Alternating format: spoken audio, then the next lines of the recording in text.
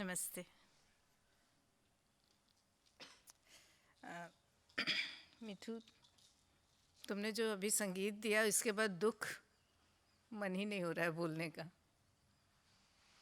कहते हैं दुख तो मन का विकार है।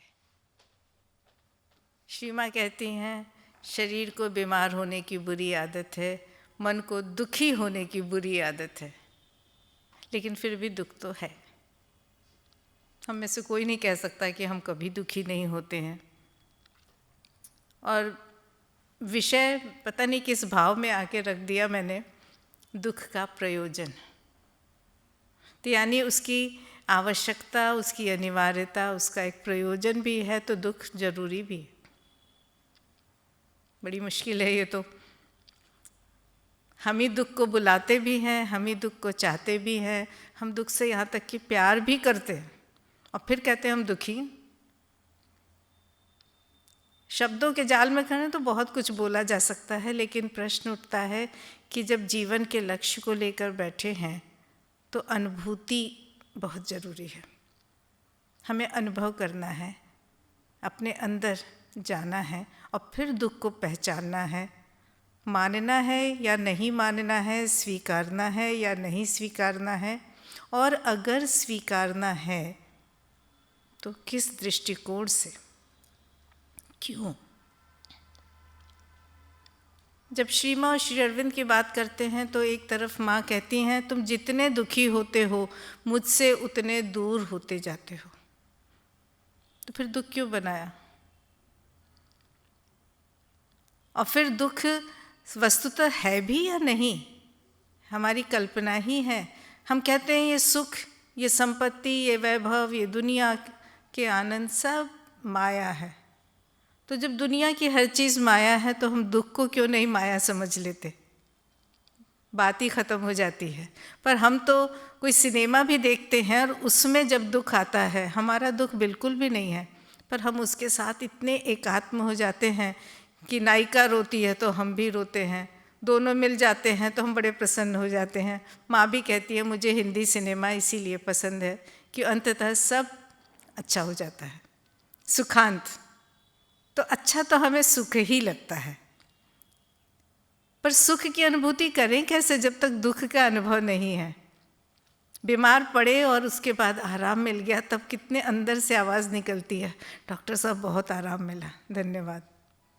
लेकिन जब बीमार नहीं पड़े थे तब इस आराम को हम क्यों नहीं आनंदित महसूस करते हैं? ध्यान ही नहीं रहता। तो दुख में सुमिरन सब करे, बिना दुख के हम स्मरण भी तो नहीं करते। कहीं यही तो भगवान की चालाकी नहीं है? एक योजना बना ली है, जो मैं कहानी सुना चुकी थी कि शांति और अशांति। भगवान ने सब कुछ दिया मनुष्य को, बहुत प्यार करते हैं भगवान अपनी इस रचना को। मन दिया और मन के बाद उत्साह दिया, लक्ष्य दिया, प्रेम दिया, अंत में बहुत सारे उपहार देते देते उनके पास अंतिम चीज़ बची थी शांति। वहाँ भगवान रुक गए, ये नहीं दूंगा वरना ये मुझे भूल जाएगा। लेकिन बिना दिए नहीं मान रहे थे। जिसको हम प्रेम करते हैं उसको हम सर्वस्व दे देना चाहते हैं, तो भगवान कैसे इस गुण से पीछे रहेंगे? उन्हीं का तो गुण है। अंत में उन्होंने कहा क्या करूं, दूं ना दूं, इस दुविधा में रह के उन्होंने एक और चीज़ बनाई, अशांति, और मनुष्य से कहा ले तू दोनों ले जा। जब शांति पा जाएगा और मुझे विस्मृत करने लगेगा तो ये अशांति आकर तुझे मेरी याद दिलाएगी और तू वापस मेरे पास आ जाएगा। भगवान हमसे बिछड़ना ही नहीं चाहते। और कहती है ना माँ, तुम क्या भगवान को चुनोगे, दरअसल भगवान तुम्हें चुनते हैं।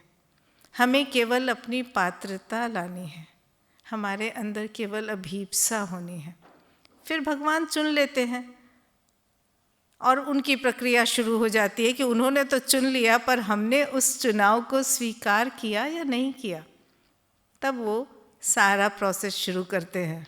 सीधे नहीं आएगा तो उंगली तो टेढ़ी करनी पड़ेगी। संभवतः प्रयोजन बस उतने से में ही होगा उनका कि शांति को अशांति के द्वारा मनुष्य को पुनः पुनः शांति पाने की प्रक्रिया में व्यस्त रखे, क्योंकि इसी प्रक्रिया में हम ईश्वर को याद करते हैं। मुझे याद आ रहा है, एक सेमिनार में गई थी, विश्व हिंदी परिषद और आयुष मंत्रालय की तरफ से वो वर्कशॉप थी, और बहुत बड़े बड़े चिकित्सक वहाँ आए थे, हर तरफ से। होम्योपैथी भी थी, आयुर्वेद भी थे, नेचुरोपैथी भी थी, एलोपैथी भी थी, और हमें बुला लिया गया था कि शायद हम योग की दृष्टि से उसमें कुछ कहें। कहते तो क्या, पर मैं वो सुन रही थी और अनुभव बहुत सारे मिले। हमारे बीच में रमेश भैया बैठे हैं, उन्हीं का वो पूरा समाज है, और बहुत इनकी याद आती है वहाँ पे कि मैं क्यों गई, इनको जाना चाहिए, पर ये व्यस्त रहते हैं। खैर, वहाँ पे एक डॉक्टर साहब थे और वो अपना अनुभव बता रहे थे कि उनको डायबिटीज़ बहुत ही हाई लेवल पर थी। कहते इतना बुरा हाल होता था कि रात में मैं सो नहीं पाता था, उठ के पैर पूरे सुन्न लगते थे, और मैं रात में घर से निकल जाता था, नंगे पैर सड़क पर चलता था कि सड़क के कंकरों की वो चुभन संभवतः कुछ महसूस कराएगी पैरों को। यानी पैरों में जहाँ अनुभूति शून्य हो रही है, उन कंकरों की चुभन से वे थोड़ी देर के लिए वहाँ कुछ अनुभूति, कुछ एहसास महसूस करना चाहते हैं। और फिर मैं माँ का पढ़ रही थी, माँ के वॉल्यूम संभवतः 11 वॉल्यूम में है कि दुख में इसके मूल में क्या है। दरअसल मनुष्य के अंदर वो ईश्वरीय चेतना है, लेकिन अपने मन और प्राण की हठधर्मियों से, इनके बहकावे में, इनकी निम्न प्राणिक चेतना, निम्न मानसिक चेतना के वशीभूत हम निम्न चेतना में गिर पड़ते हैं, और गिरना प्रायः होता रहता है। ऐसी स्थिति में हमें पुनः एकदम से रूपांतरित करके उच्च चेतना में पहुंचा देना संभव नहीं है। संभवतः उस समय दुखों की परिस्थिति पैदा करना, दुखों की अनुभूति प्रदान करना ईश्वर का एक फॉर्मूला होगा कि उस चुभन से हमारे अंदर एक जागृति आए, उस चुभन से हमारे अंदर एक स्पंदन आता है। क्योंकि तमस में निम्न प्राणिक चेतना के वशीभूत जब हम एकदम पड़ जाते हैं तो हम एक तरह से सुन्न हो जाते हैं, हमें कुछ करने की इच्छा नहीं होती, हमें कोई उत्साह नहीं रहता, हमारे अंदर कोई प्रेरणा नहीं काम करती, हम तो संतुष्ट हैं। वो व्यक्ति जो कहता है कि उससे क्या होगा, चुपचाप पड़ा है समुद्र पे, और उसे एक दार्शनिक आके कहता है, भाई तू कुछ करता क्यों नहीं, मैं देखता हूँ तू रोज यूं ही पड़ा रहता है। तो कहता है उससे क्या होगा। उसने कहा कुछ काम करोगे, तुम्हारे मन को अच्छा लगेगा, प्रेरणा जगेगी, उत्साह आएगा, तो उससे क्या होगा। 4 लोगों को जानोगे, तुम्हारा समाज बनेगा, लोग तुम्हें जानेंगे, उससे क्या होगा। और इस तरह उससे क्या होगा कि कई प्रश्न के क्रम चलते हैं। अंत में वो झुंझला जाता है दार्शनिक, और वो कहता है अरे बाबा तब तू खुश रहेगा। उसने कहा वो तो मैं अब भी हूँ। हमारी खुशी की, हमारे दुख की चेतना का स्तर क्या है। एक बच्चा छोटा सा खिलौना पाके खुश हो जाता है, और वो खिलौना टूटते ही वो इतना रोता है जैसे उसकी दुनिया उजड़ गई, और तुरंत एक दूसरा खिलौना लाके दे दें और उसको पसंद आ जाए तो वो सारा दुख उसका मिट जाता है। यानी क्षण में तोला क्षण में माशा, पल में तोला पल में माशा शब्द है, अर्थ तो वही है। लेकिन उसके दुख को देखकर हम हंसते हैं, एक खिलौना टूट गया, ये रो रहा है। ऊपर वाला भी शायद हमारे दुखों को देखकर हंसता है कि बच्चे रो ले थोड़ी देर, पर ये तो मैंने जानबूझ के दिया है। कितने लोगों ने, भैया से तो पूछना ही बेकार है, लेकिन आप सभी ने श्री अरविंद की कहानी स्वप्न पढ़ी है? कितने लोगों ने पढ़ी है? तो बताना बेकार है, नहीं पर वो कहानी मैं पूरा नहीं सुनाना चाहती, मैं चाहूँगी कि आप सब पढ़िएगा, उसके कुछ कुछ अंश बताऊँगी। बहुत सुंदर अनुवाद है। मुझे आज सवेरे भी पढ़ रही थी और मन हो रहा था कि सब छोड़ दूँ आज बोलना और केवल उस कहानी को ही पढ़ दूँ। 15 मिनट लगेंगे उसको पढ़ने में, लेकिन एक एक चीज़ इतनी अच्छी तरह श्री अरविंद उस कहानी के माध्यम से बताते हैं कि एक दरिद्र व्यक्ति है, बहुत निर्धन है, अच्छा है, बहुत ही प्यारा है, कृष्ण को बहुत प्यार करता है, लेकिन निर्धनता के वशभूत इतना दुखी है कि हर समय कुढ़ता रहता है। वो अपनी अंधेरी कोठरी में बैठा है, उसकी फटी सी चटाई है, और बैठे बैठे कह रहा है कृष्ण भी क्या है, जब देखो तो सबको तो सुख देता है, उस पापी 3 कौड़ी शील जो उनके यहाँ का एक धनी व्यक्ति है, उसको देखो क्या ठाठ से रहता है, जबकि इतना पापी है। मैं तो इतना प्यार करता हूँ तुझे, मैं कभी किसी का बुरा नहीं करता, मैं तो हमेशा पुण्य के काम करना चाहता हूँ, और मुझे इतना कष्ट देते हो। सामने आ जाए ना तो चाबुक से मारूंगा। बस वो मन में ये कह ही रहा है, लेकिन यहाँ पे क्या ऐक्य है ईश्वर के साथ। सामने आ जा, मैं तुझे बताऊंगा। ऐसे तो हम अपने बच्चे को कह सकते हैं, बहुत होगा तो अपने दोस्त को कह सकते हैं। और ये मित्रता का जो प्रेम है, भले वो क्रोध में क्यों ना हो, उसका परिणाम कहते हैं श्री अरविंद कि तुरंत घर में एक उजाला सा आया, और उसने देखा कि एक सुंदर सा बालक वहाँ के खड़ा हो गया। उसका रूप देखते ही ये समझ गया, हाथ में बंशी है, सिर पे मोर मुकुट है। अरे ये तो आ गया बालक, बाल कृष्ण है ये तो। कहता अरे तू यहाँ कहाँ से आया। मन में तो गुस्सा था, लेकिन उसका सुंदर रूप देख के चुप रहा। तो उसने कहा तूने ही तो बुलाया, अभी तेरे मन में इच्छा हुई थी ना चाबुक लगाने की, देख मैं हाजिर हूँ। इतना प्यार था, इतनी एकता थी, इतना कनेक्शन था श्री कृष्ण के साथ कि उसको दुख नहीं हुआ कि हाय मैंने ऐसा क्यों सोचा। अनुताप नहीं है, लेकिन इतने प्यारे बच्चे को कोई मार सकता है क्या? यहाँ तो खाली प्रेम। तो कहता है वो बात तो ठीक है, लेकिन सच बता, क्या तूने अन्याय नहीं किया मेरे साथ? क्या तू पक्षपाती नहीं है? वो कहते हैं कि नहीं, वैसे मैं तो हाजिर हूँ, तू मान ले। मुझे तो वो लोग बहुत पसंद हैं जो मुझे अपना दोस्त समझते हैं, मुझे प्यार करते हैं। फिर वो भले मुझे मारने के लिए क्यों ना बुलाए, मैं देख दौड़ा चला आया। पर वैसे चाबुक मारने के पहले अगर तू सुनना चाहे तो मैं कुछ बताना चाहता हूँ। उन्होंने कहा ये छोटा सा बच्चा मुझे क्या समझाएगा। खैर बता। और कृष्ण ने उसकी आंख पे हाथ रखा, और थोड़ी देर में ही उसे लगा कि सारी दुनिया हिल रही है, दीवारें भागने लगी हैं। और अचानक जब वो होश में आता है, सामान्य चेतना में आता है, तो वो देखता है कि एक बड़े से महल में है, जहाँ पे एक बड़ी शानदार बिस्तर पे सिर पकड़े हुए दुखी मुद्रा में एक वृद्ध बैठा है। कृष्ण ने कहा अब मैं तुझे अंतर्दृष्टि देता हूँ, जरा उसके अंदर झांक। वो देखता है तो अंदर दुख ही दुख, इतना दुख, इतनी चिंता, इतना तनाव। उसे विश्वास ही नहीं होता कि यही वो 3 कौड़ी शील है जिसके वैभव को देख के वो इतना जल रहा था, क्रुद्ध हो रहा था। उसके अंदर इतना दुख है, कष्ट है, पीड़ा है, क्योंकि उसके बेटे को उसने घर से निकाल दिया। लेकिन वृद्धावस्था में बेटा याद आ रहा है। लेकिन अहंकार, मैं उसके सामने झुकूंगा नहीं, गलती नहीं मानूंगा, उससे क्यों बुलाऊं, तो दुखी है। अपनी बेटी को उसने घर से निकाल दिया क्योंकि उसके ऊपर लोगों ने कलंकिनी का आरोप लगाया था।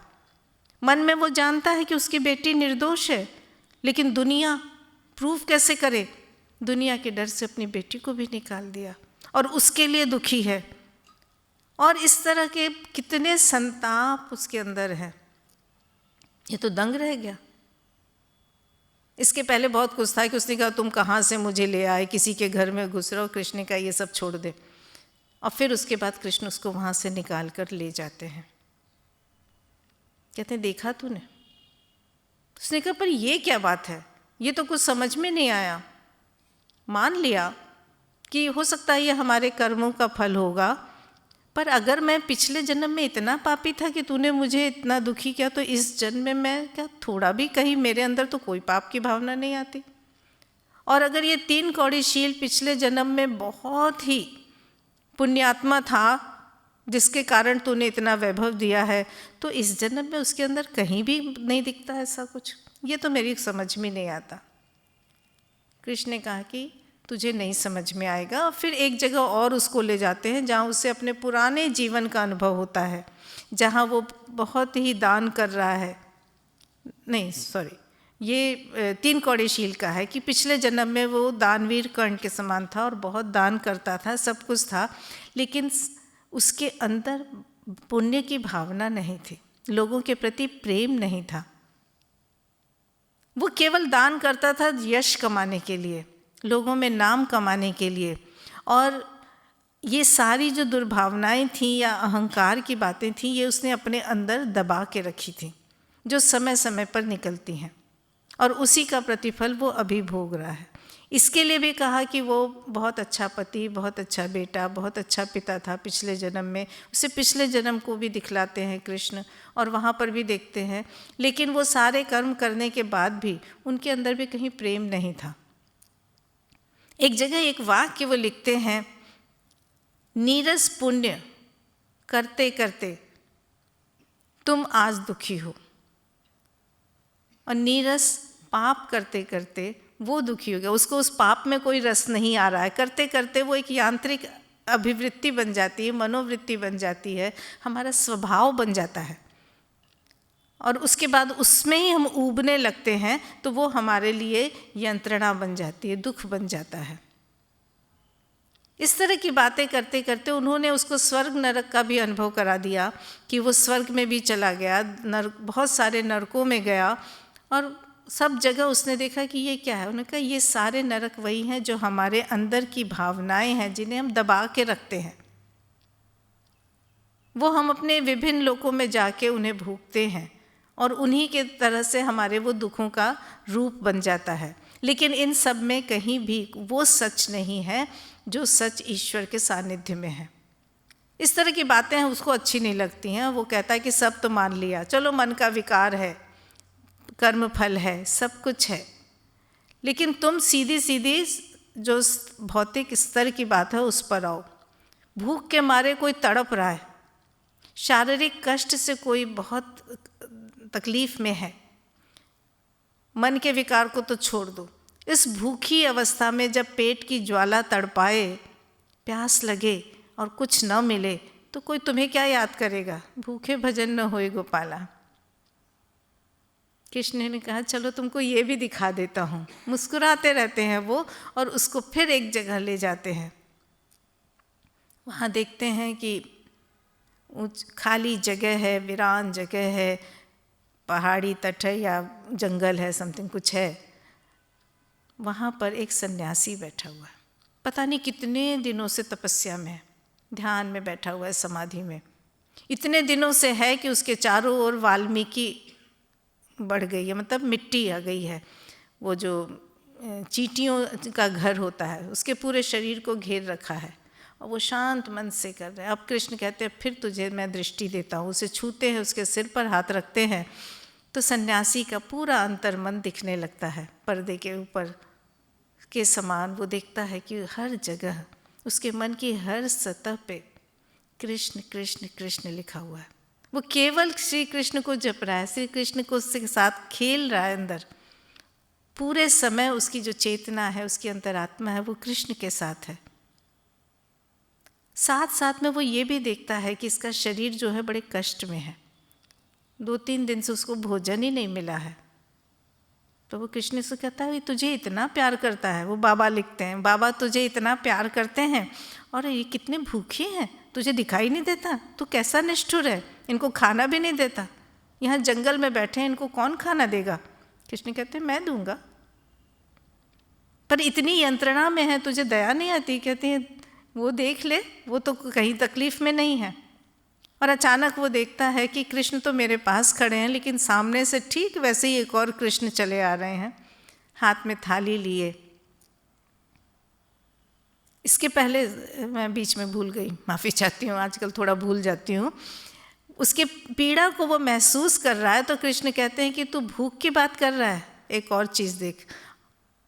उस सन्यासी के सामने एक बाघ बैठा था, जिसको देख के शुरू में तो हरिओम डरता है, हरिमोहन, लेकिन श्री कृष्ण उसको ले जाते हैं अपने साथ। अचानक वो देखता है कि उस बाघ ने एक पंजा मारा और सन्यासी के चारों तरफ जो मिट्टी का घर था, चींटियों का घर बना हुआ था, उस पर पंजा लगते ही वो घर ढह गया और उसमें से सैकड़ों चींटियाँ निकल आईं और वो दौड़ दौड़ के उस सन्यासी के शरीर पर चढ़ने लगे, उसे काटने लगे। उसको पहले तो कोई फर्क नहीं हुआ, लेकिन धीरे धीरे उसकी चेतना भंग होती है, वो समाधि से निकलता है। लेकिन निकल के भी उसकी आंखों में तो सिर्फ कृष्ण थे। तो कहता है, कृष्ण अब मेरे साथ ये क्या कर रहे हैं, मुझे चूंटी काट रहे हैं, चिकोटी काट रहे हैं आप। चींटियों का काटना उसे लगता है कि श्री कृष्ण उसके साथ खेल रहे हैं। उसमें भी आनंदित है, क्योंकि उसे अपनी जो शरीर की जो चुभन है, चींटियों का काटना, वो पीड़ा नहीं दे रहा है। उस पीड़ा तक को वो उसकी बुद्धि तक पहुंचने ही नहीं दे रहे हैं, क्योंकि उसके साथ तो कृष्ण है। उसकी सामान्य बुद्धि जो हमें अनुभव कराती है पीड़ा का, दुख का, कष्ट का, वो वहाँ पे काम ही नहीं कर पा रही है, क्योंकि चेतना वहाँ पर कृष्ण की छाई हुई है। और फिर वो देखता है कि एक और बाल कृष्ण हाथ में थाली लेकर आ रहे हैं, खाना लेकर आ रहे हैं। फिर वो कहता है, चलो सखे खा लेते हैं। तो कहता है कि 2 दिन से मुझे भूखा रखा है, चल अब ले आया है ना, तो आजा बैठ साथ खाते हैं। और वो देख कर विभोर है कि दोनों बैठ के प्रेम से खा रहे हैं, लड़ रहे हैं, छीना झपटी कर रहे हैं, और चारों तरफ सिर्फ आनंद है। थोड़ी देर में कृष्ण का वहाँ से चले जाना समय होता है, अंधेरा छा जाता है, और ये देखता है कि यहाँ तो कुछ भी नहीं है। वो सोचता है ये कैसा स्वप्न था। उसने सब कुछ देख लिया और मन ही मन धन्य महसूस करता है कि कृष्ण ने मुझे बता दिया मैं किस पीड़ा की बात करता हूँ। लेकिन इसमें से कुछ पंक्तियाँ हैं जिसको हम आज के वार्ता का विषय बना सकते हैं, जो मैंने नोट की थी। कृष्ण कहते हैं, जब वो जाने लगते हैं तब वो उससे कहते हैं, रात अधिक हो गई है, यदि मैं घर न लौटा तो घर वाले मुझसे नाराज़ होंगे, मुझे पीटेंगे। संक्षेप में कहता हूँ, जिन स्वर्गों और नरकों को तुमने देखा है वे सब स्वप्न जगत के हैं, कल्पना श्रेष्ठ है, कल्पना से बनाए गए हैं। मनुष्य मरने के बाद स्वर्ग नरक जाता है, अपने गत जन्म के भाव को अन्यत्र भोगता है।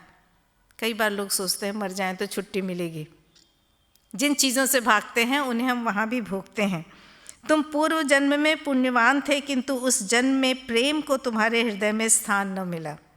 न तुमने ईश्वर से प्रेम किया न मनुष्य से, इसलिए प्राण त्याग करने के बाद स्वप्न जगत में उस भद्रपल्ली में निवास कर, वहाँ जहाँ उसने पूर्व जन्म देखा था, जहाँ वो एक अच्छा पिता, एक अच्छा स्वामी, अच्छा पुत्र बना था, वहाँ तुमने पूर्व जीवन के भावों का भोग किया। भोग करते करते तुम उस भाव से ऊब गए, तुम्हारे प्राण व्याकुल होने लगे और वहाँ से निकल कर तुम धूलि में नरक में वास करने लगे। अंत में जीवन के पुण्य फलों का भोग कर पुनः तुम्हारा जन्म हुआ। उस जीवन में छोटे मोटे नैमित्तिक दानों को छोड़, नीरस बाह्य व्यवहार को छोड़, किसी के अभाव को दूर करने के लिए तुमने कुछ नहीं किया। इसीलिए इस जन्म में तुम्हें इतना अभाव है। और अभी जो तुम नीरस पुण्य करते हो उसका कारण यही है कि केवल स्वप्न जगत के भोग से पाप पुण्य का संपूर्ण क्षय नहीं होता। इसका संपूर्ण क्षय तो पृथ्वी पर कर्म फल भोगने से ही होता है। 3 कौड़ी गत जन्म में दाता कर्ण थे, हजारों व्यक्तियों का आशीर्वाद से इस जन्म में लखपति हुए हैं, क्योंकि उन्होंने इतना दान किया था। सबकी जो दुआएं थीं उनके साथ थीं। आज वे लखपति हुए। उन्हें किसी वस्तु का अभाव नहीं, परंतु उनकी चित्त शुद्धि न होने के कारण उन्हें इस समय अपनी अतृप्त कुप्रवृत्तियों को पाप कर्मों द्वारा तृप्त करना पड़ रहा है। कर्म का रहस्य कुछ समझ में आया? न तो यह पुरस्कार है न दंड। यह है अमंगल द्वारा अमंगल की और मंगल द्वारा मंगल की सृष्टि। यह है प्रकृति का नियम। पाप अशुभ है, उसके द्वारा दुख की सृष्टि होती है। पुण्य शुभ है, उसके द्वारा सुख की सृष्टि होती है। यह व्यवस्था चित्त की शुद्धि के लिए, अशुभ के विनाश के लिए की गई है। देखो हरिमोहन, पृथ्वी मेरी व चित्रमयी सृष्टि का एक अति क्षुद्र अंश है, किंतु कर्म द्वारा अशुभ का नाश करने के लिए तुम लोग वहाँ जन्म ग्रहण करते हो। जब पाप पुण्य के हाथों से परित्राण पा तुम लोग प्रेम राज्य में पदार्पण करते हो, तब इस कार्य से छुटकारा पा जाते हो। अगले जन्म में तुम भी छुटकारा पा जाओगे। मैं अपनी प्रिय भगिनी शक्ति और उसकी सहचरी विद्या को तुम्हारे पास भेजूंगा। परंतु देखो, एक शर्त है, तुम मेरे खेल के साथी बनोगे, मुक्ति नहीं मांगोगे। राजी हो? हरिमोहन ने कहा, कन्हैया तूने बड़ा उपकार किया, तुझे गोद में ले प्यार करने की बड़ी इच्छा है, मानो अब इस जीवन में कोई तृष्णा नहीं रह गई। ये जो प्रेम का महत्व हम लोग कई बार देखते हैं, बिना प्रेम के ईश्वर क्या, हम सामान्य जीवन में सुख नहीं पा सकते, अपनों को नहीं पा सकते। उस प्रेम को उन्होंने उसके अंदर किस तरह से पैदा कर दिया। जो चाबुक मारने जा रहा था, अब वो कहता है मन हो रहा है तुझे गोद में बैठा लूँ। इसकी की आगे की कहानी से कोई मतलब नहीं है, वो फिर वही ज्ञान देंगे। लेकिन हरिमोहन की इस कहानी के साथ दुख की स्थितियाँ ज्ञान की दृष्टि से तो बता दी गई कि मुख्यतः जो दुख है वो अज्ञान की अवस्था है। एक जगह मैंने पढ़ा था, डार्कनेस का अपना कोई अस्तित्व नहीं है, कोई एग्जिस्टेंस नहीं है। Darkness is only absence of light. अंधकार केवल प्रकाश की अनुपस्थिति है। वैसे ही अज्ञान भी ज्ञान की अनुपस्थिति है, और दुख आनंद की अनुपस्थिति है। और आनंद केवल और केवल ईश्वर के सानिध्य में है, ईश्वरीय चेतना में रहने पर है। तो ईश्वरीय चेतना तक जिससे कि हम बिछड़ गए हैं, कट गए हैं, उस तक पहुँचने का रास्ता कई बार दुख के रूप में आता है, क्योंकि उस तमस से निकलना बड़ा ही दुखद होता है। सामान्य सी परिस्थिति है, सर्दियाँ इतनी ज़्यादा आ गई थी, बीच में रजाई से निकलने में ही बड़ा दुख होता था, लेकिन वो सुख वही तमस का सुख ही तो था। सचमुच सुख तो वो नहीं था। उस सुख से निकलना बड़ा दुखद होता है। तो निम्न चेतना से उच्च चेतना तक जाने की जो प्रक्रिया है वो हमें दुखद महसूस होती है, और उस दुख को स्वीकारना हमारे लिए एक रास्ता बन सकता है कि फिर वो दुख दुख नहीं रहता, उसमें सफरिंग नहीं होती। श्री कृष्ण ने कहा, there is pain but there is no suffering. जब हम उनके तो ये वाक्य उनका था जब उनको पैरों में तकलीफ़ थी और माँ ने पूछा था कि क्या बहुत पेन हो रहा है, तो मुस्कुरा कर बोले, हाँ पेन तो है पर सफरिंग नहीं है। क्योंकि वो अलग हट सकते थे। जो माँ कहती हैं स्टेप बैक, थोड़ा पीछे हटो और फिर देखो, तटस्थ भाव, विटनेस बनना है, देखना है कि अच्छा शरीर के इस अंग में दर्द हो रहा है, चेतना के इस भाग में दर्द हो रहा है, हमारे जो अस्तित्व के भाग है, मन प्राण शरीर, उसके किस हिस्से में दर्द है, किस हिस्से में भटकाव है। उसको जब हम अलग होके देखते हैं तो दुख दुख नहीं रहता, फिर वो एक प्रेरणा बन सकता है, एक सबक बन जाता है। उसके लिए बहुत ज़रूरी है आस्था और विश्वास के साथ उसे स्वीकार करना। स्वीकृति से हम उस चेतना से जुड़ जाते हैं जो ईश्वरीय चेतना है। एक कारीगर ने कहा, देखा सुना मैंने कि सुना भी चुकी हूँ शायद, कि कहीं जा रहा था, रास्ते में क्लांत होकर बैठ गया, थोड़ा भोजन किया, पानी पिया, आराम करने लगा।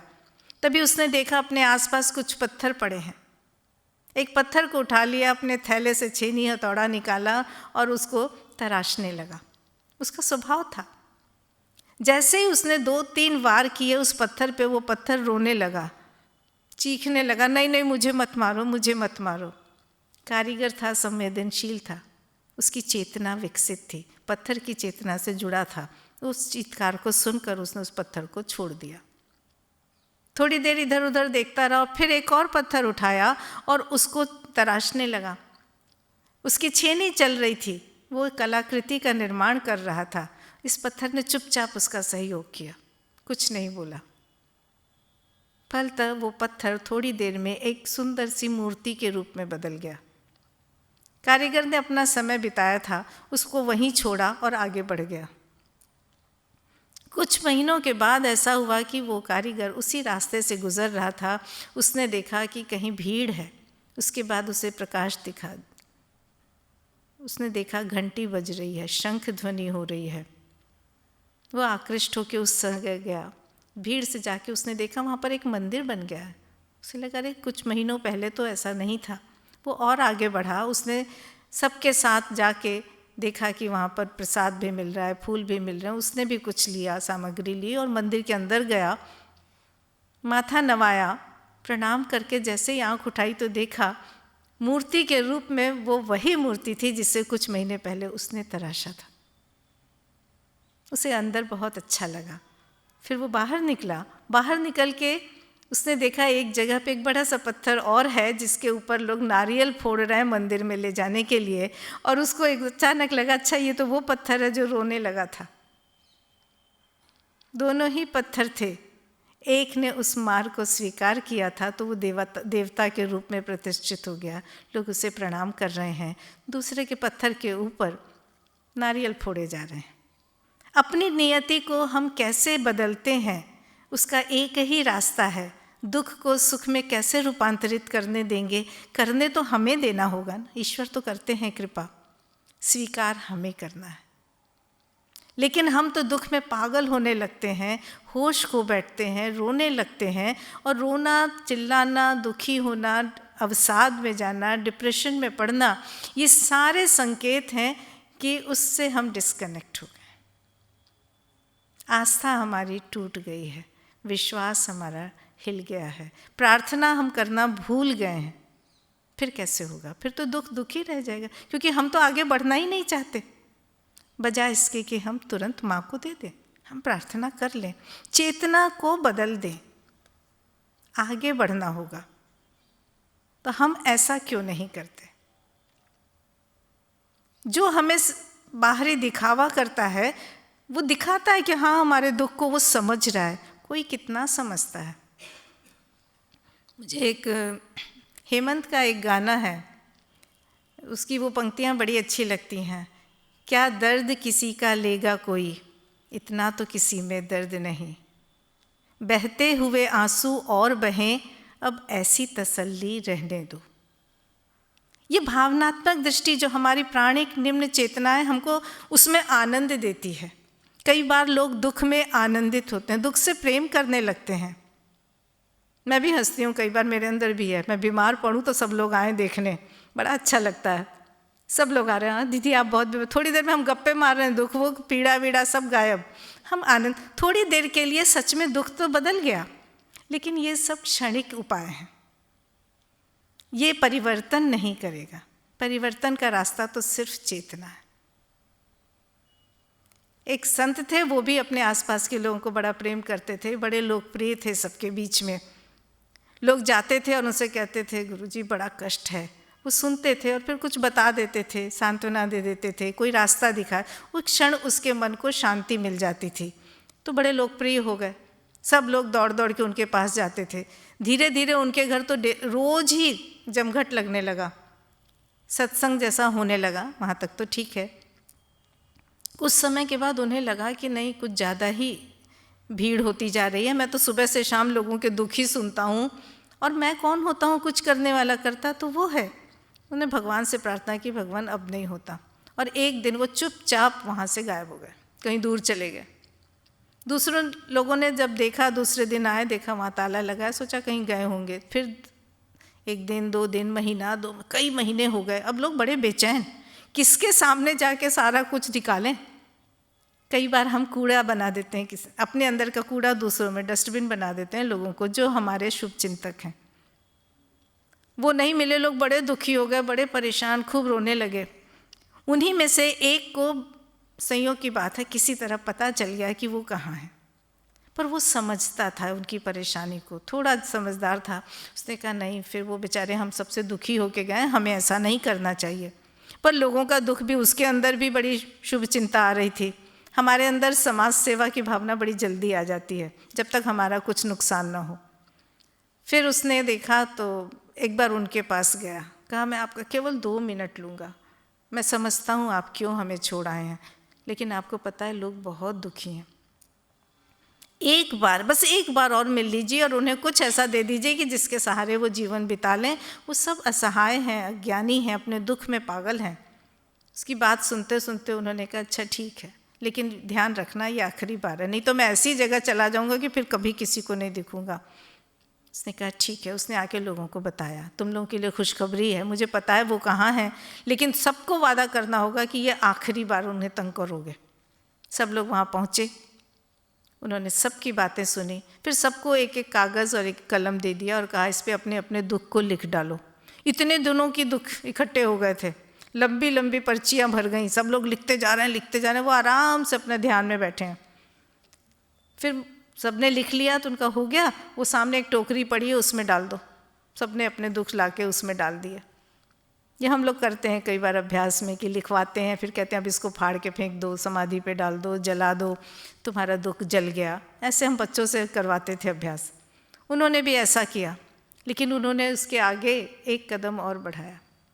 कहा आप सब 5 मिनट के लिए ध्यान करो, ईश्वर को याद करो, और फिर कहा अब एक एक करके उठो और उस टोकरी में से कोई एक पर्ची उठा लो, जिसके हाथ में जो पर्ची आए वो ले लो।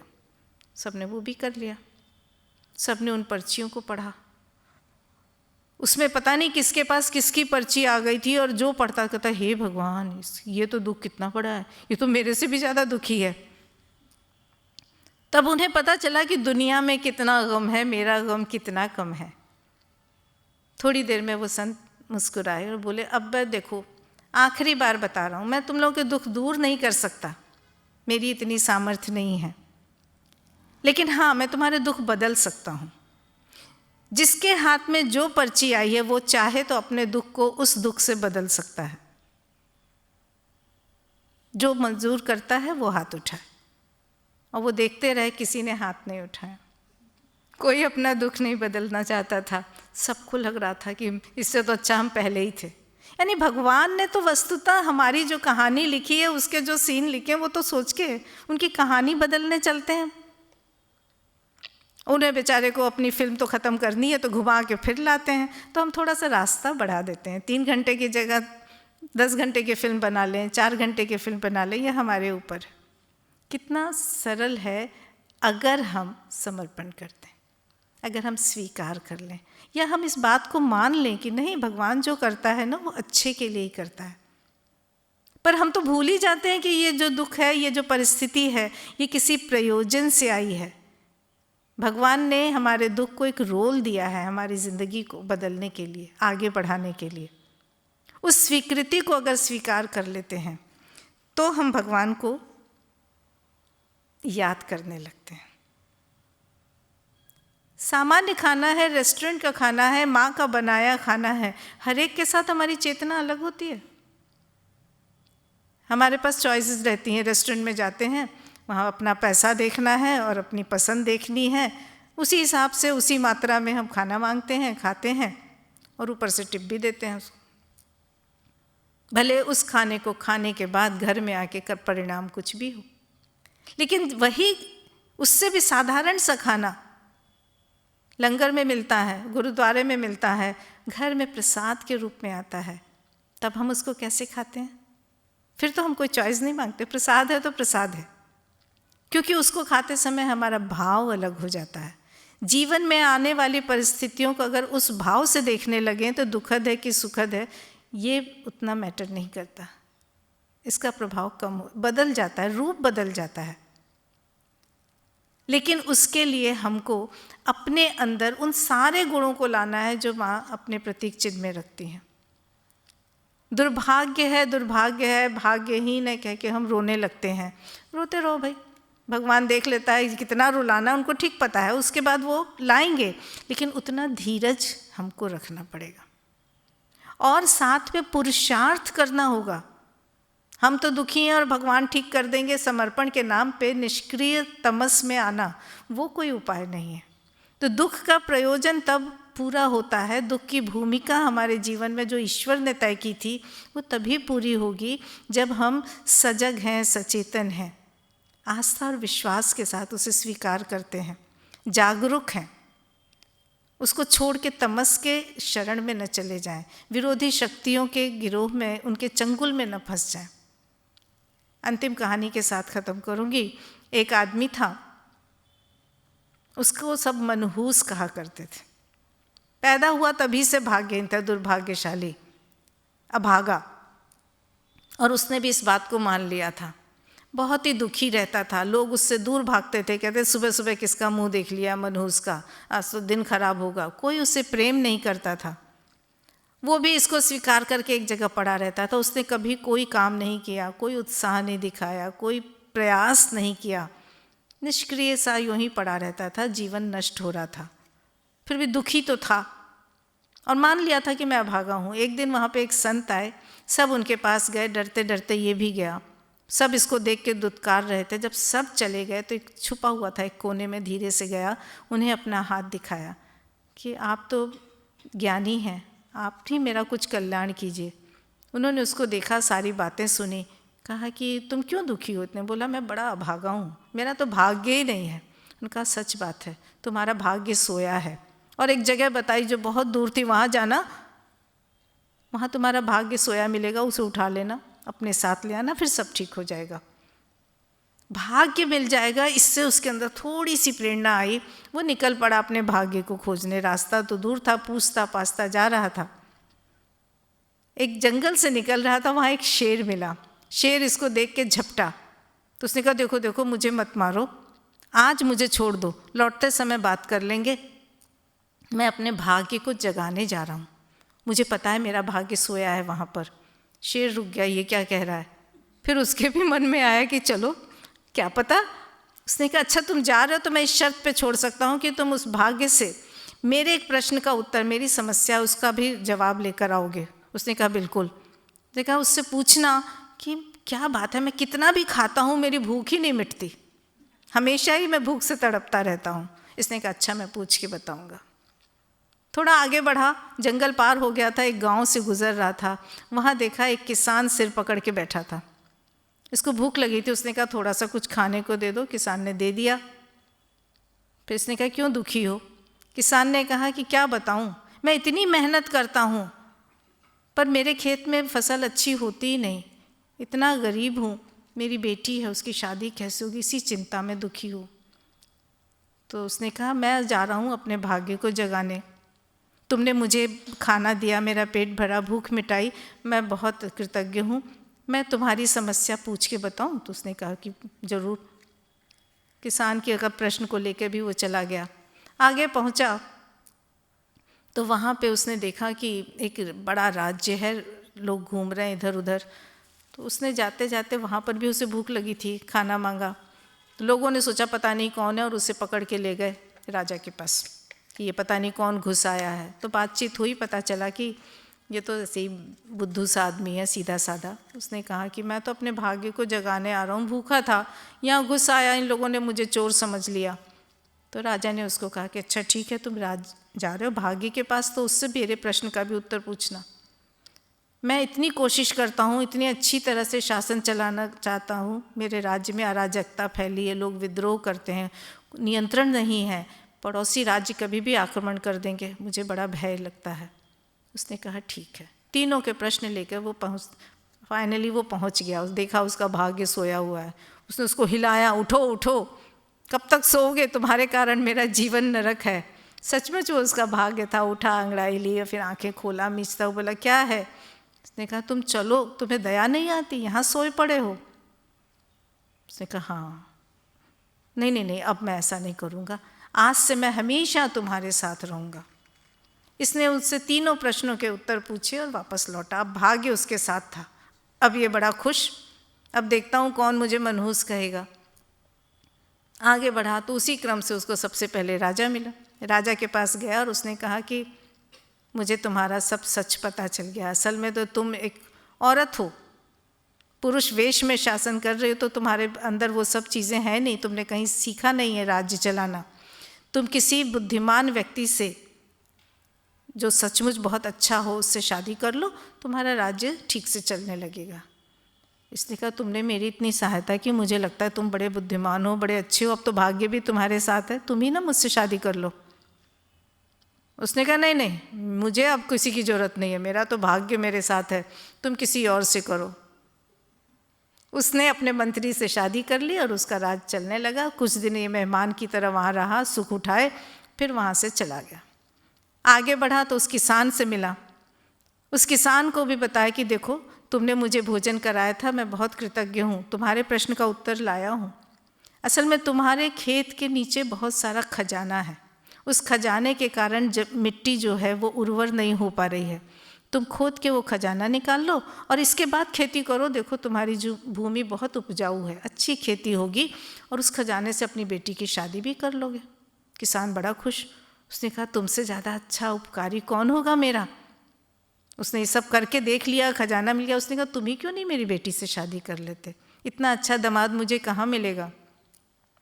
लेकिन ये महाशय तो भाग्य वाले हो गए थे। उन्होंने कहा नहीं नहीं नहीं, मुझे ज़रूरत नहीं है, तुम किसी और को चुन लो, और आगे बढ़ गए। किसान ने अच्छा वर खोजा, अपनी बेटी की शादी कर दी। फिर आगे बढ़े। अब बारी थी शेर से मिलने की।